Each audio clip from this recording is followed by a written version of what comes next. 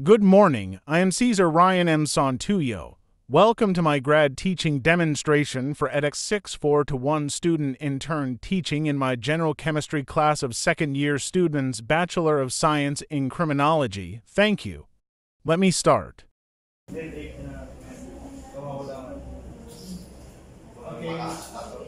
Good morning, class. Today we shall be having our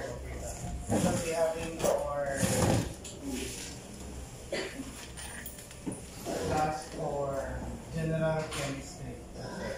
Please pass on the 1/2 length for your attendance. Now, last time, we had a little discussion already regarding measurement. Initially, we had a discussion on measurement relative to what? The different significant digits. Big and small. That refers to the qualitative and the quantitative value of numbers as a measurement. We also did discuss about that a measurement should have units and the value itself. Correct?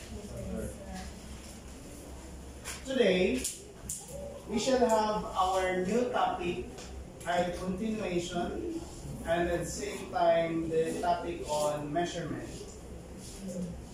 But before going further, we have to understand first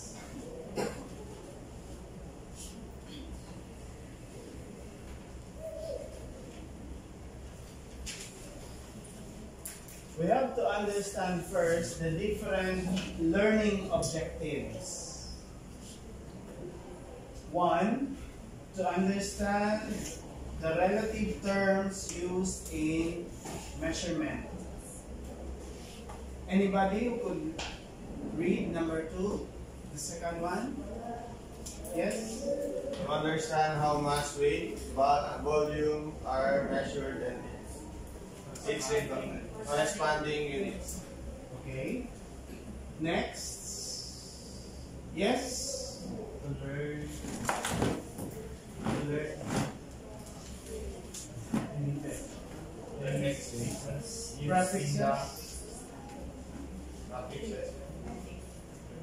Kinetic system.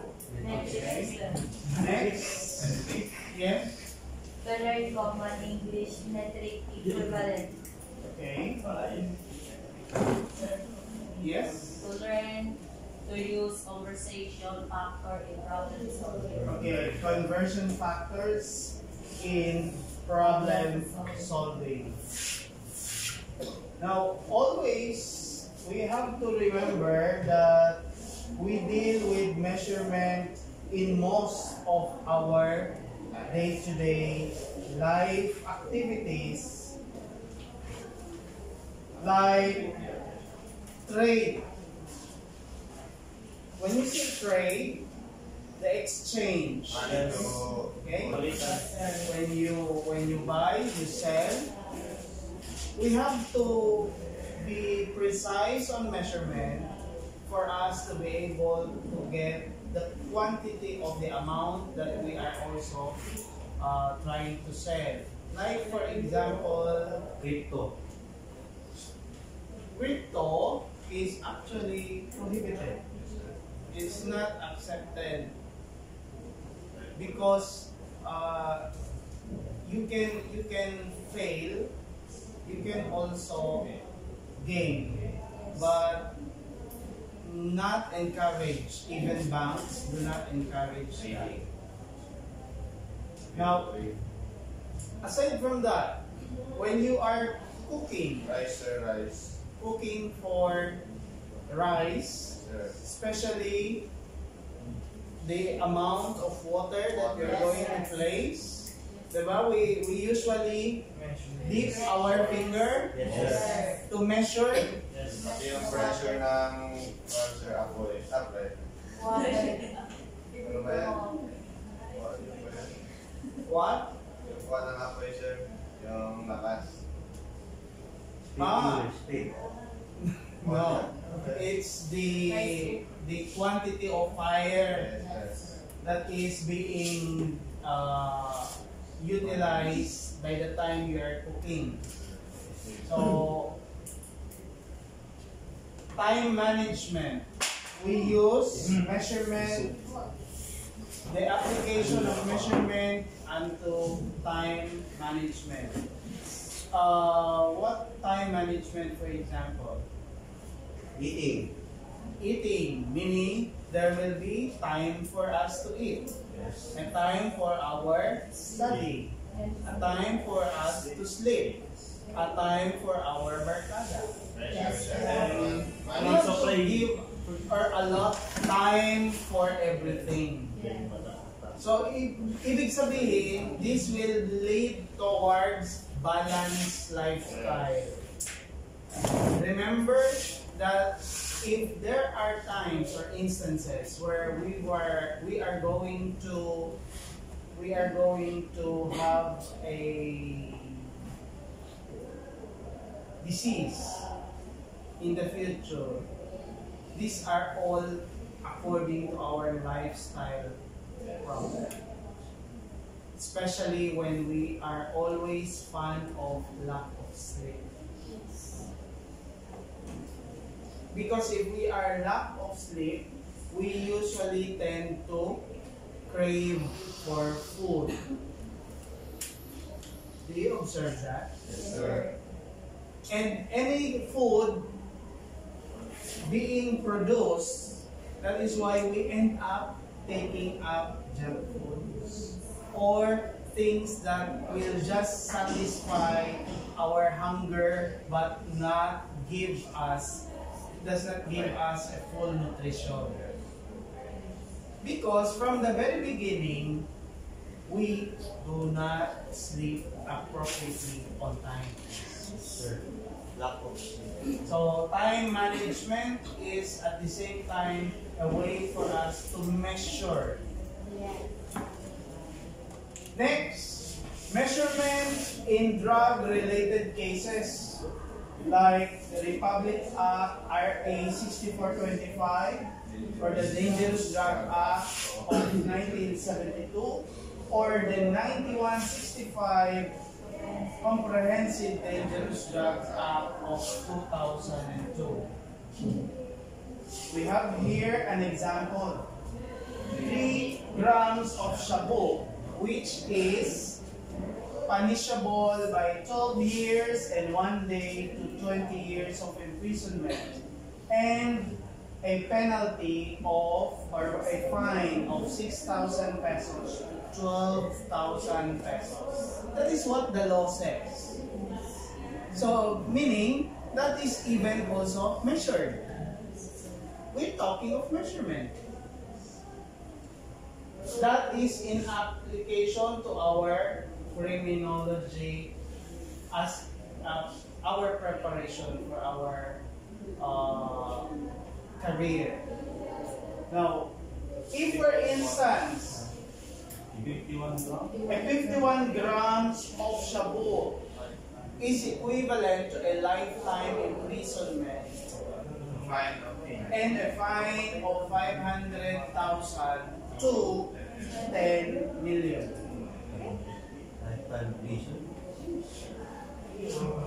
For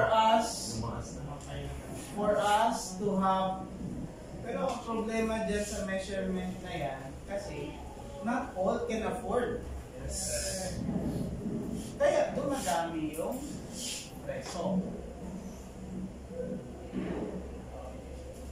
So, again, we measure, correct? You agree? Yes, sir. Next is circumstances affecting criminal liability. What are these circumstances affecting criminal liability. Klaro ba? What are the circumstances affecting criminal liability?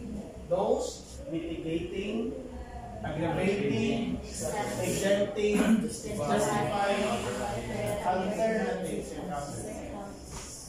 Ibig sabihin, we measure, or the judge will measure what are the instances or the circumstances that will help subtract, or what may be the instances, or what are the instances that will help aggravate the scenario. Do you understand? That is still a way of measurement. That is why the judge will weigh. That is why we also use it for angles and speed for vehicular accident. Probable speed of vehicles. So the more impact, the more damage, the more is the probable speed of the vehicle. Do you understand? Yes. That is what the analysis we made here. Next is theory development. We develop theory by way of research. When we do research, we have theory. We give something, we give our input towards our the results of our study. Next is legal iconography. What is the icon for law? What is, when will you say that it's law? If you look at a picture, isn't it a weighing scale? Right? Yes, sir. A woman who is blindfolded holding a weighing scale. Yes. Yung para sa mga Para kuhaan siya. Judge, kahit mahirap pa yan. Yeah. So, meaning, we measure Yes. for us to be able to identify the penalties, the fines. Look at a while ago, 3 grams, was it 3 grams? 3 grams is 6,000 to 12,000. 50 grams, 500,000 to 10 million. That is the gravity of offense. The bigger and The bigger the better. Next is ratio and proportion. How? A police officer, how are we going to measure? We have to identify the population so as we will be able to put up how many police officers are needed. yes. There is already a what we call fixed ratio and proportion. Meaning, for every police officer, one police officer, he might be having to, he has to watch over, let's say, about 600 or 700 people. Not the literal watch over, but at least he will have to make sure that he is doing his job appropriately.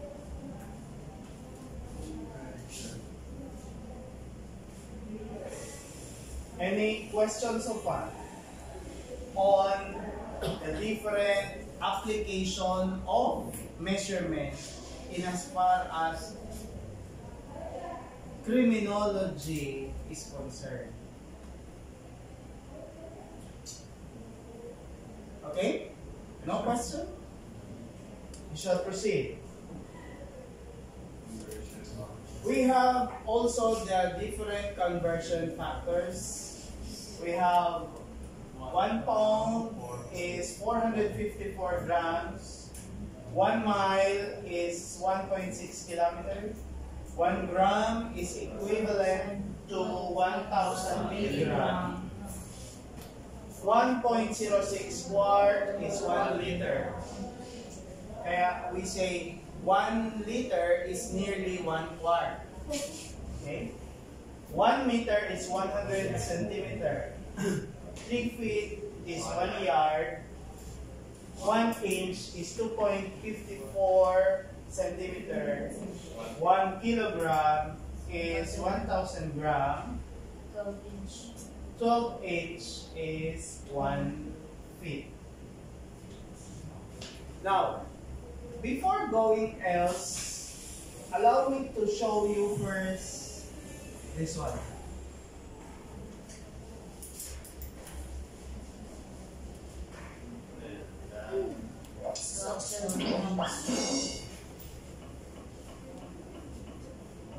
Hey Kitty, I'm going to the market.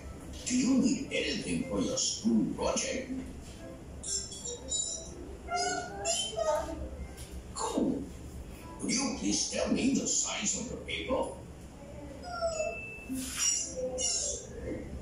Oh, I need to know the exact measurement for it, Kitty.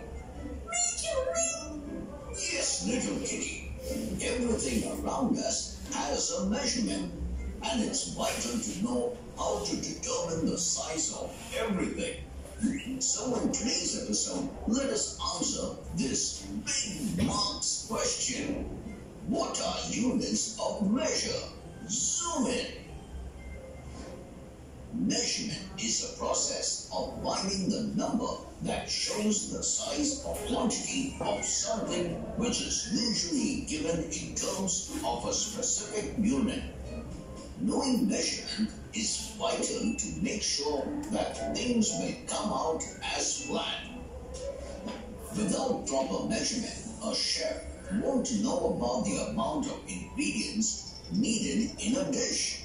An engineer won't know how tall the structure will be or how much weight it can take. And you'll find it hard to cut a craft paper properly, whereas the world at large will face many hindrances. So, to avoid this confusion, people came up with a standard way of measurement called the metric system, which is almost universally used and is often referred to as the International System of Units and abbreviated SI. But a few countries, like the United States, use the Imperial System or US Standard Unit. So let us look at them one by one, starting with length. Length is one of the most common measurements. Whenever you measure the distance of a place, your height, or how long something is on a piece of paper, you are measuring length. In the metric system, length is measured in centimeters, meters, and kilometers. In the imperial system, it is measured in inches, feet, and miles. The next vital unit of measurement is weight, which is used to determine how heavy or light an object is. For example, when you step on the bathroom scale to weigh yourself, you figure out that you have a certain number of kilograms according to the metric system, or pounds as per the US Standard Unit. Place, your height, or how long something is on a piece of paper, you are measuring length. In the metric system, length is measured in centimeters, meters, and kilometers. In the imperial system, it is measured in inches, feet, and miles. The next vital unit of measurement is weight, which is used to determine how heavy or light an object is. For example, when you step on the bathroom scale to weigh yourself, you figure out that you have a certain number of kilograms according to the metric system, or pounds, as per the US standard unit. Now, let's look at capacity, or volume, which is used to measure how much quantity of liquid an object can hold. In a metric system, it is measured in milliliters to measure a very small quantity, like the amount of tonic we need to gulp, or liter to measure a larger quantity of milk or similar products. While the folks in the US prefer to measure their liquid with units like cup, pint, quart, and gallon. Another unit where these different systems are used is temperature, which is used to measure how hot or cold an object is. The Fahrenheit scale, or degrees Fahrenheit, is used in the United States to measure temperature, while the Celsius scale, or degrees Celsius, is used as the metric system to measure temperature in many parts of the world. But these differences in measurement do not apply to our next unit, and that unit is time, which is an ongoing sequence of events determined worldwide with the base unit of second, which gradually increases to minute, hour, day, week, and finally a year. Trivia time! Did you know Gabriel Newton, a French mathematician, is considered by many to be the founding father of the metric system? Also, since the 1960s, the metric system has been called the International System of Units. Hope you learned something new today. Until next time, it's me, Dr. Binox, zooming out.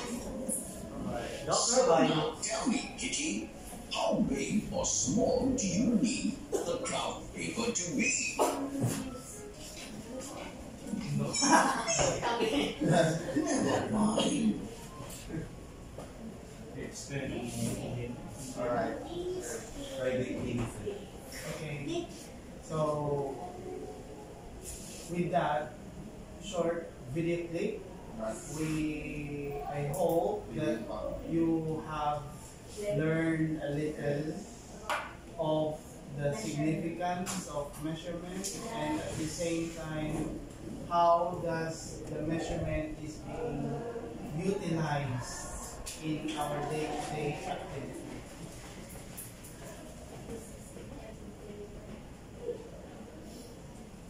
Now, you may bring out your phones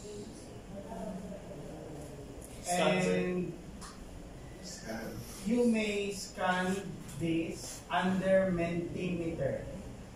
You open Mentimeter. Mentimeter.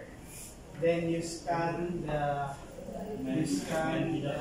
QR. We will have a short quiz. We will have a short quiz. Quiz agad, no?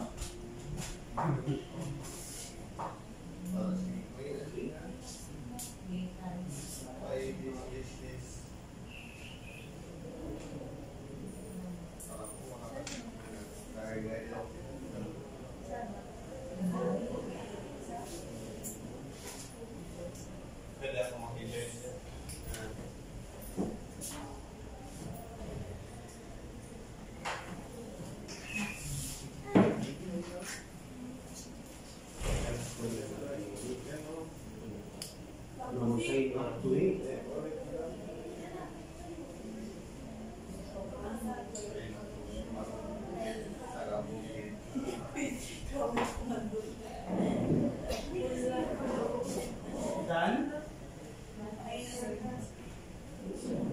Sign up, sir. Yes, you have to put up your email.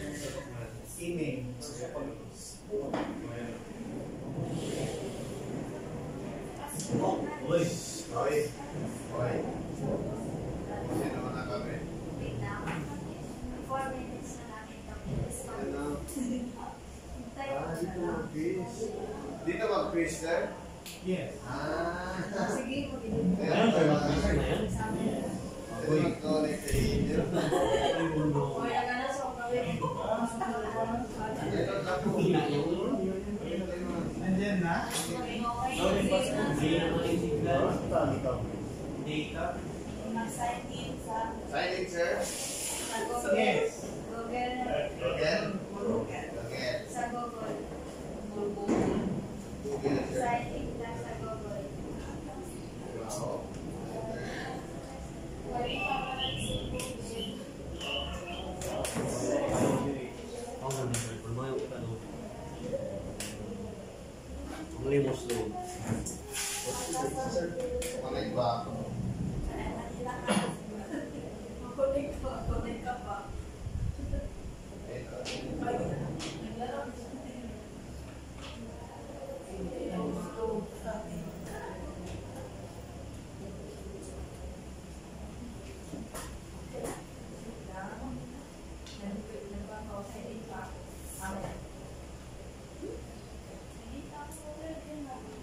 Connect ko ako doon. Wala na ako signal. Nakakapasok na kayo?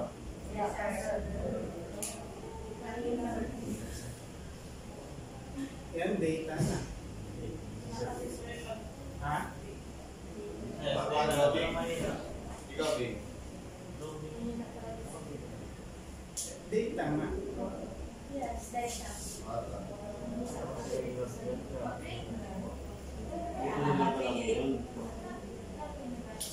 Sign up na kayo na ang board. Okay.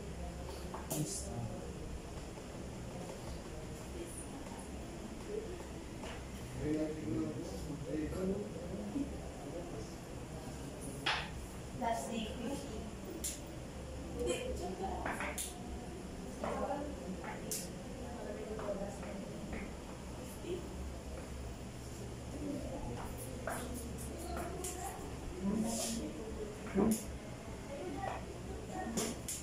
May pangalan na kayo? Sa design na Google, sir. Google? Mahina pa signal. Naano na to, pero nabalik. Wala naman kasi. Yan. Sabi ng na. Napalitan mo na ako rin. Pag-ulan sa Go. Kasalanan ng bulan. Ikaw ito. Na magalitan natin. kapag may pag-ulan. Parang bago yun. Wala namin. Ng mga Hindi may layla. Maraming ang ito. Ganito, sir? Welcome? Geometry.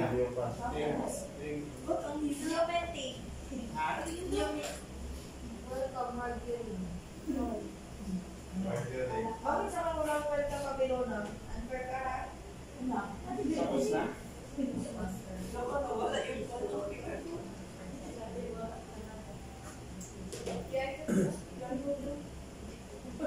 Ready na? Lumabas na ito? Quiz? Wala to, welcome lang. Dapat i-scan yung kay sir. Ang gawa siya kanina, bago magkuhan, sign up. Tapos na, sir. Pagod tayo. Kumaya pa lang sa puto. Akala ko ba may load ka na? Pero,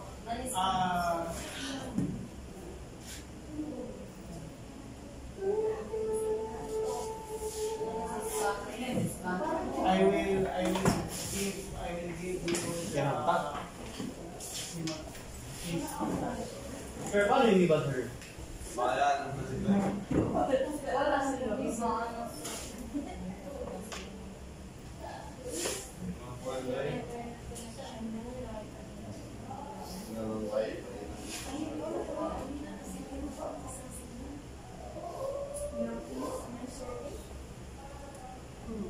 Kare guideline sila. Oh, wala kasi siguro. May signal tayo. Okay, if we do not have that strong signal right now because it is raining, heavily raining, we shall proceed with our quiz. But we just perhaps raise our hands Yes, sir. and give your respective answers. Yes, yeah, true. Question number 1.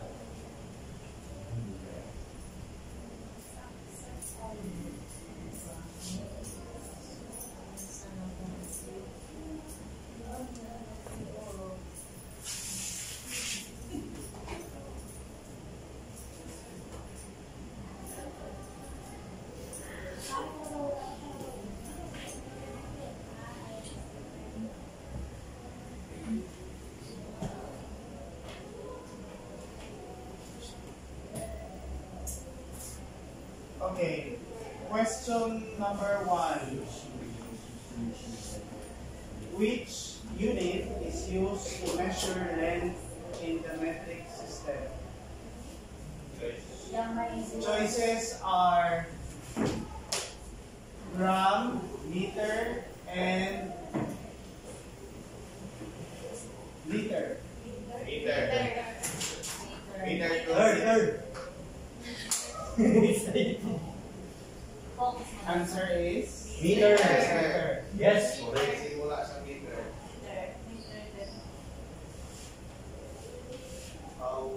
How many feet are there in 1 yard 1 in feet. the English metric system? 3 feet. 3 feet per 1 yard. 3 feet. 3 4 feet. feet. 1 yard.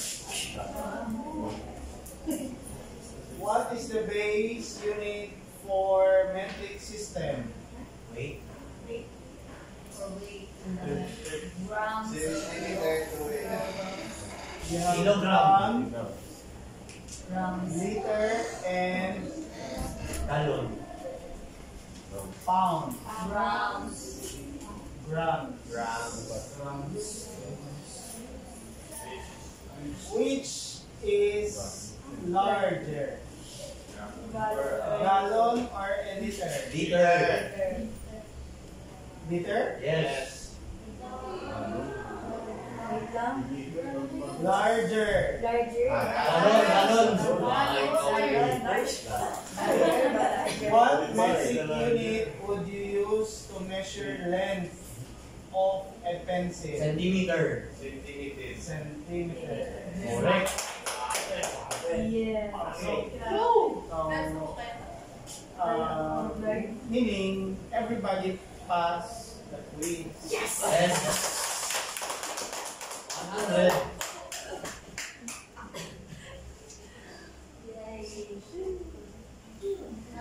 Nandun lang yan sa YouTube.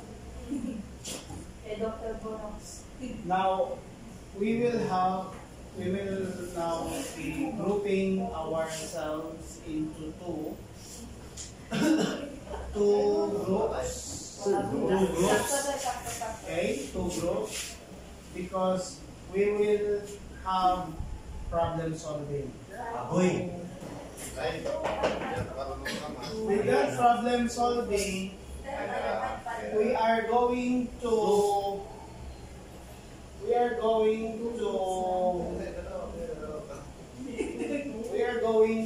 follow the conversion factor. We will apply the conversion factor.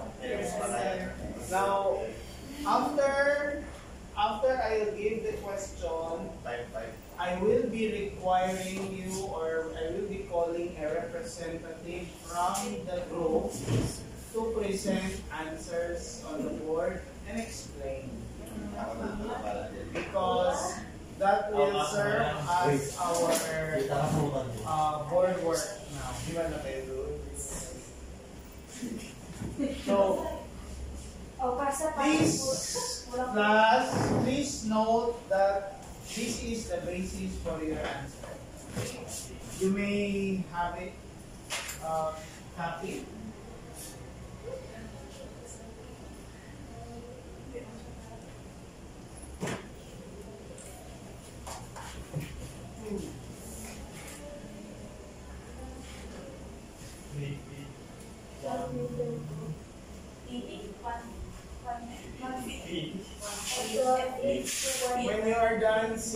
immediately. Meter. Okay. Where are the first group? Proceed. Go to your group. Ya, kaunti kami na kamo yan. Hindi mo kasamuti eh. Basta ka sa phone. Sir, bawal yan sir. Mag-count ka, sir. Para pair. Para pair, sir. We will do the count. Yes. Okay. One, two, one, two, one, two. Okay. All one, please stand.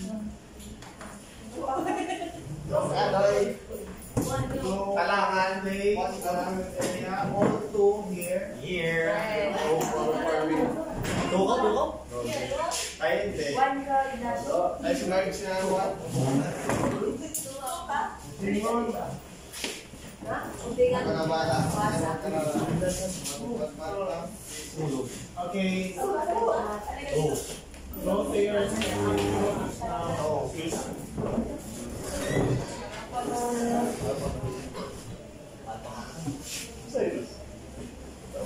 Okay. First question for our problem Bali, solving. mayawa.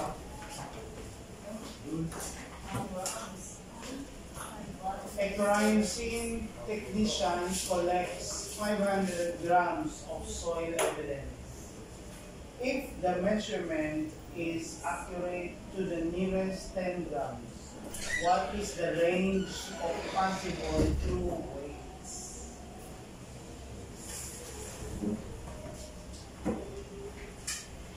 Again, a crime scene technician collects 500 grams of soil evidence. If the measurement is accurate to the nearest 10 grams, what is the range of possible true weights? Range of possible true weights. So you have, what are the answers?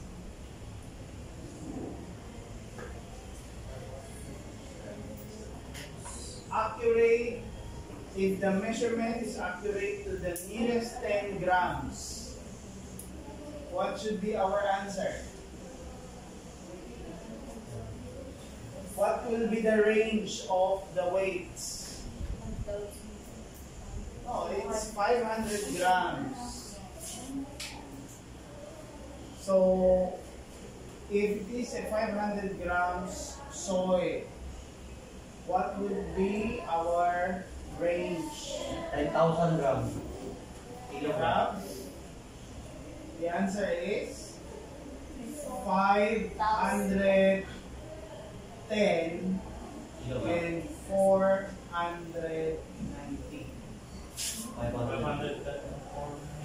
490 and 510. Try to understand the question. The question says, a crime scene technician collects 500 grams. If the measurement is accurate to the nearest 10 grams, what is the nearest 10 grams of 500?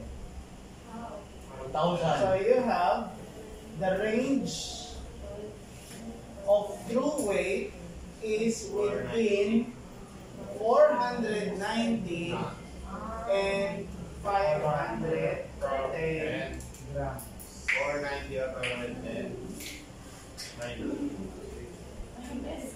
Next, what is the weight of a sample of a 56,000 milligram in kilogram? Compute. Using the conversion factor.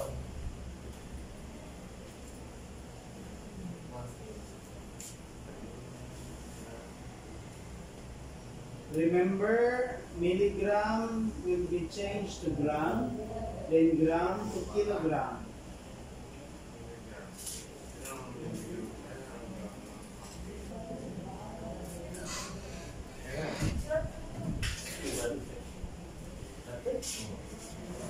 Milligram yan. Milligram. Yes, tayo ka ng graduate. Sige, sige, lagay solution. Para maklaro. Dapat siya. Taking idea. Ilabas ang idea. Isulat mo lang numbers o na ano. Yung mga sense mo.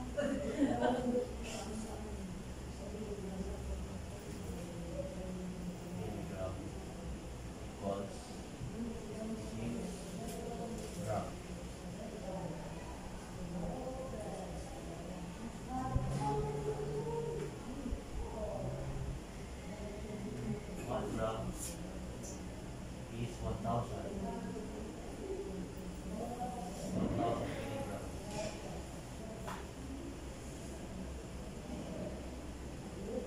Final answer is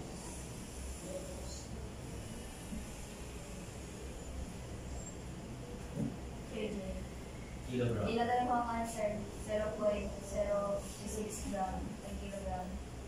The final answer is I-insert mo.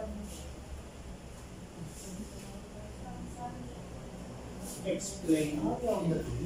Please explain. So,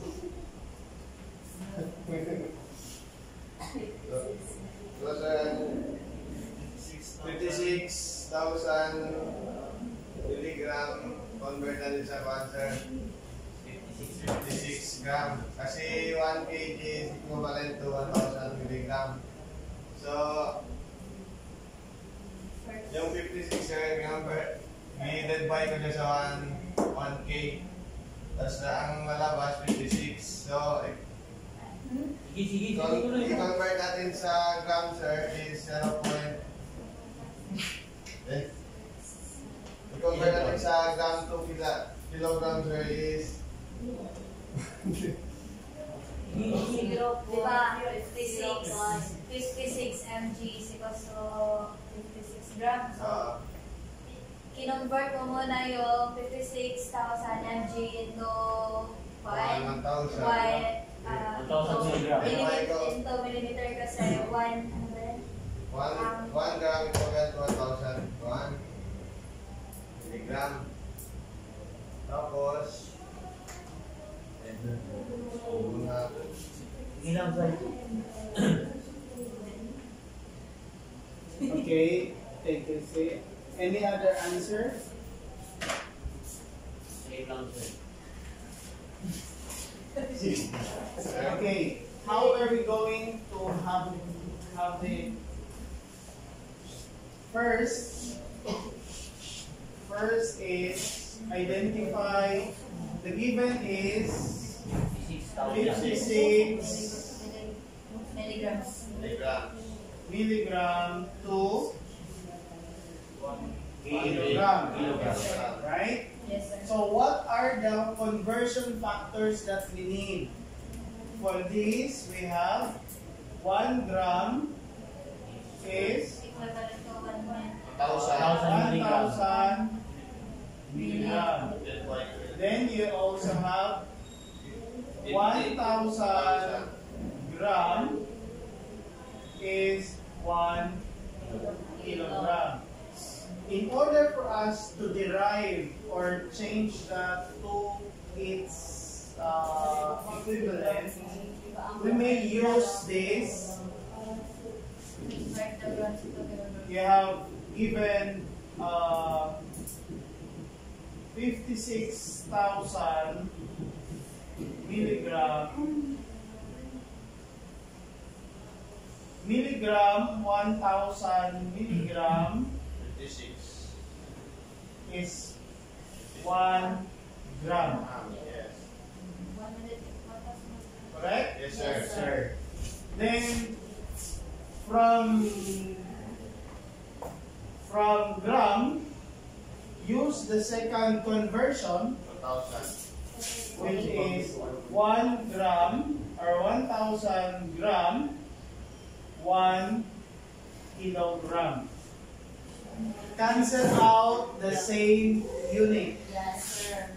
Milligram, milligram, gram, gram. What is left?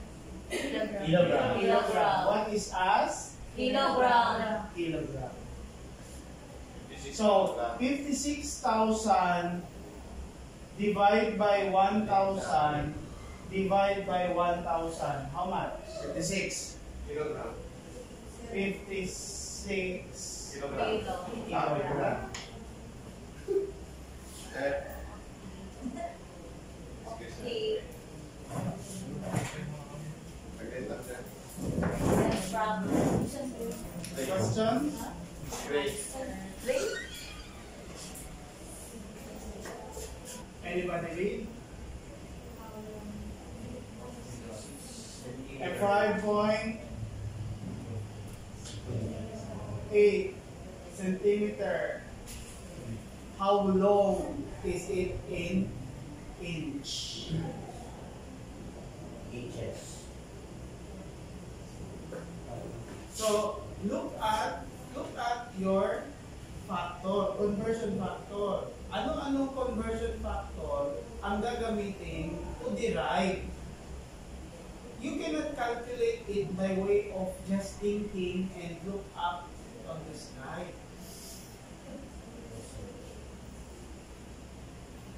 You look at the given conversion factor.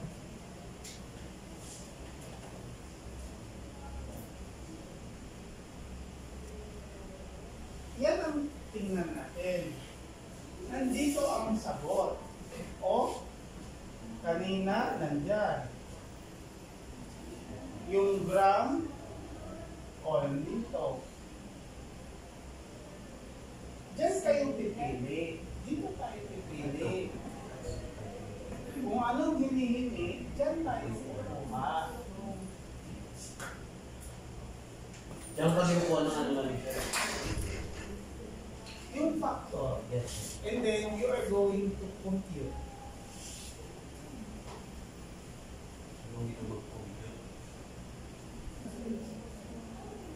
So what is the answer?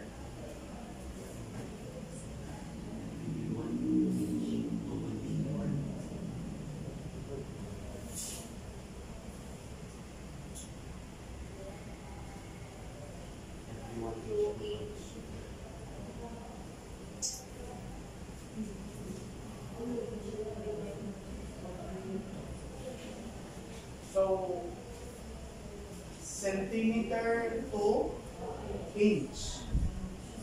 So you have 5.8 centimeter. What are the conversion factors I'm going to use? 2.54. 1 inch. What else? No, what else? 2.54 cm, 1 inch. What else? Is there anything more?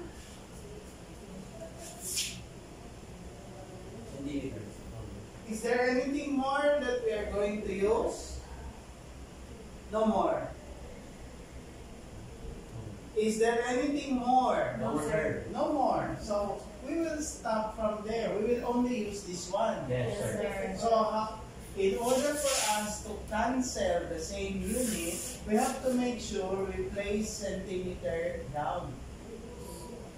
So we have 2.54 cm. That's 1 inch. If the question is 5.9 inch, 2 centimeter. If the question is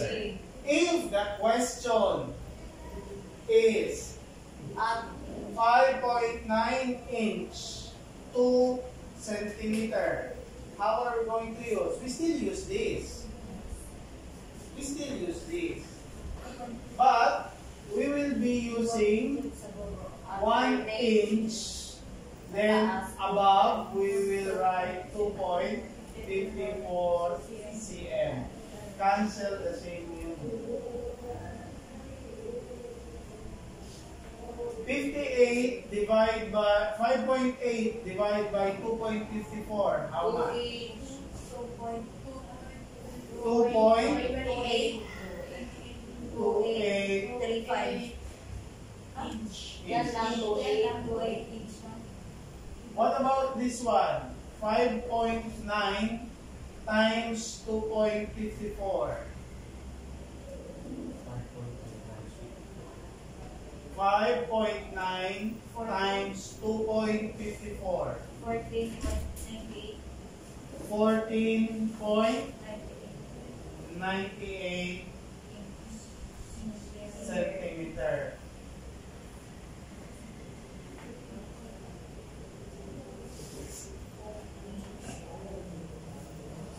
Any question?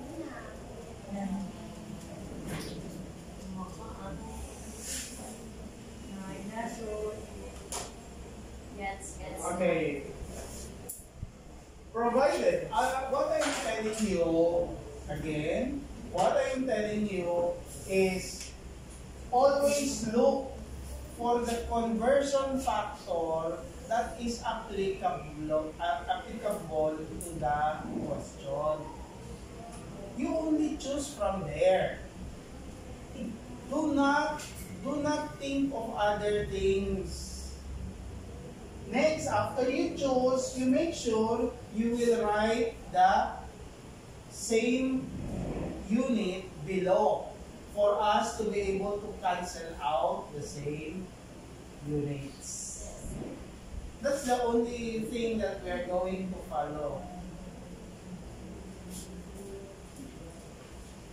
Next, a 50 milligram of alleged shabu was seized at the crime scene. What is the weight in kilogram? A 50 milligram of alleged shabu was seized at the crime scene. What is the weight in kilogram? 50 milligram.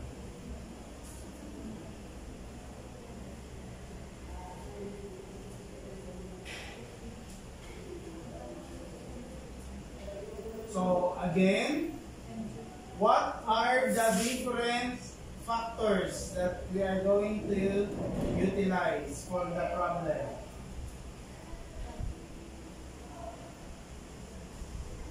Look at your conversion factor. Do not look at me. The answer is not with me.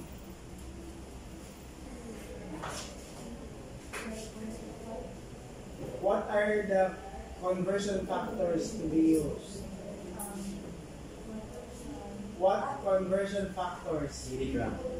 We have milligram to Kilogram. what conversion factor? Is there such as milligram to kilogram right away? Gram and milligram. So what are the factors? Write it on the board, please. Right in the bird. What conversion factor will be using? No, conversion factor muna. I did not say what will you do. We use 1 gram to 1,000 milligram. Conversion factor. Write it on the board. Right.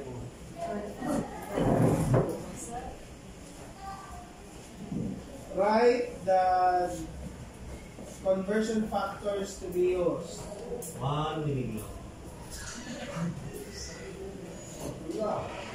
1 gram, sir. 1 milligram is equals to 1 gram. Equals, ano equals? Equals? Right? Minus sign lang. Right? 1 line na. Then 1,000. kg? MG. mg? Tapos, milligram? ang graph Oh, what else? No, what else? What else? 1 kilo sa yung para makakuha ka ng kilogram. 1 kilo equivalent to 1,000 grams. Sabi ko 1 kilo. 1 kilo. 1 kg. kg tapos equivalent to 1,000 grams. Okay. Is that all? Meron pa isa. There's more, sir. Ayan na, sir. Okay. Good. These are the only factors, conversion factors that we need. We have not yet identified the answer. We just selected it from the conversion factors, the list of conversion factors that we have a while ago. So, given you have 50 mg. 50 mg, what will you use? Gram. So I have 1,000 grams. 1,000 milligram, 1 gram. Then, 50 times convert it further to 1,000 gram, 1 kilogram. Cancel the same unit. Do not forget that. Canceling the same unit will really help us identify are we looking for the right answer? Are we deriving it the right way? That is why we have to cancel. Do not imagine. Do not confuse yourself with other things. We only talk about this one. So first, identify what conversion factor is applicable for the problem. Number two, if you already identified the conversion factor, make sure that you can cancel out the same unit. Because by mere cancellation, we will be able to derive correctly. So, any value underneath or below is divide. Any value above, multiply. So that's 50 times 1 divided by 1,000 divided by 1,000. 0.5. 0.005. How many? 50. Tatlo?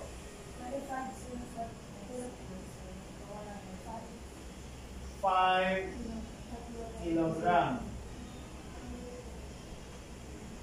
Since this is long, Yes, sir. we will make use of scientific notation. Yes, sir. So you have 1, 2, 3, 4. So you have 5 times 10 to the negative 5 kilogram. Negative 5. Yes.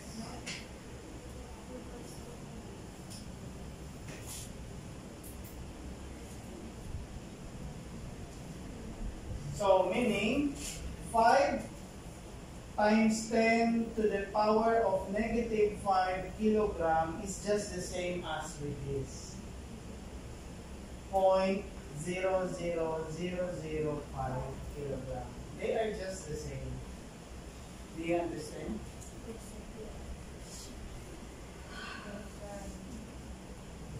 Yes, so cover ng quick. Down. Convert 103 yards to centimeter.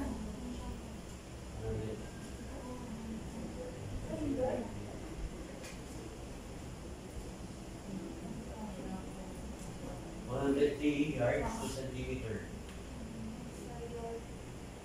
1 yard.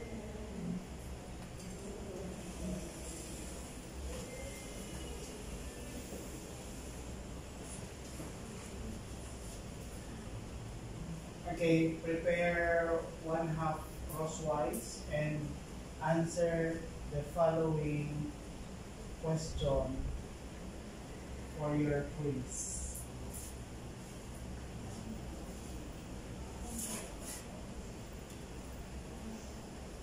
Fifth, sixth, 7, and 8. Write it on a 1/2 crosswise, then submit when you are done.